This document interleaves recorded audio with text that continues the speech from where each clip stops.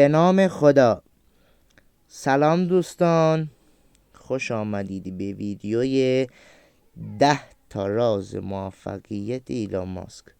دوستان عزیز، ایلان ماسک کارآفرین و مدیر شرکت های تسلا، اسپیس ایکس و نورولینک است که با توجه به موفقیت های خیره کننده‌اش در دنیای کسب و کار مواجه شده است. اینجا به 10 تا توصیه های ایلان ماسک برای رسیدن به موفقیت در کسب و کار میپردازیم که آخرین ویژگی خیلی مهمه. تا پایان ویدیو با ما باشید. شماره اول، مسئله نباید پول باشد.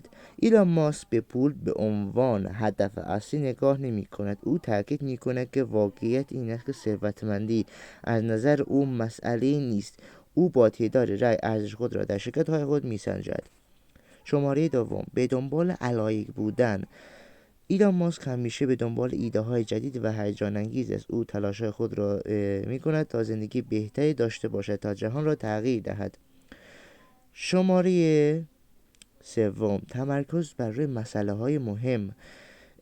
ایلان ماسک همیشه تمرکز خود را بر روی مسائل اصلی و اهمیت های اصلی میگذارد تا از مسائل فرعی و جانبی پرهیز کند و این یکی از مهمترین ویژگی هاش برای موفقیت است. شماره چهارم، بهبود دادن خود. ایلان ماسک به طور اخلاقی از راه درست به ثروت خود دست پیدا می کند. او به دنبال بهبود زندگی انسان ها و جامعه است و یکی از ویژگی های مهم. 5. بدون شکایت دست به کار شوید.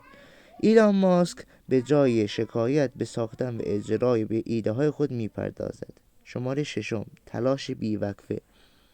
تلاش بیوقفه دوستان، ایلان ماسک به دنبال تلاش بی‌وقفه است که از این راه به اهداف خود میرسد. او همیشه در کارها بر روی پروژه های مختلف کار میکند تا زمانی که به هدفش نرسیده است از تلاش دست بر نمیدارد و این یکی از مهمترین ویژگی هاست که هیچ وقت تلاش و کوشش خود را کم نمی کند. شماره 7، پذیرش شکست.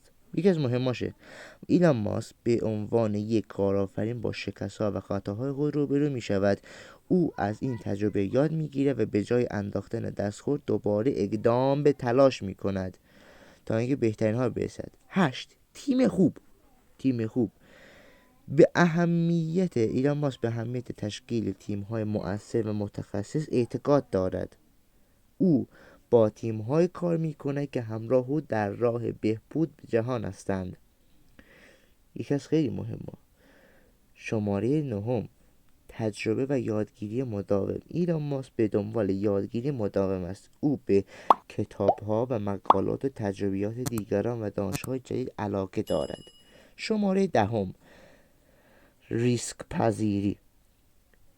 ایلان ماسک به عنوان یک کارآفرین ریسک پذیر را به عنوان یکی از ویژگی‌های مهم می‌شناسد. او به تجربه‌های جدید و پروژه‌های جدید پیچیده ریسک می‌کند. دوستان عزیز، ریسک پذیری باعث میشه شما بهبود یابید و وقتی که با آنجور سوال مواجه شدید هیچ وقت مضطرب نشید. دوستان از لایک و کامنت و سابسکرایب یادتون نره. خیلی ممنون که تا آخرین ویدیو بودید. منتظر ویدیو بعدی هم باشید.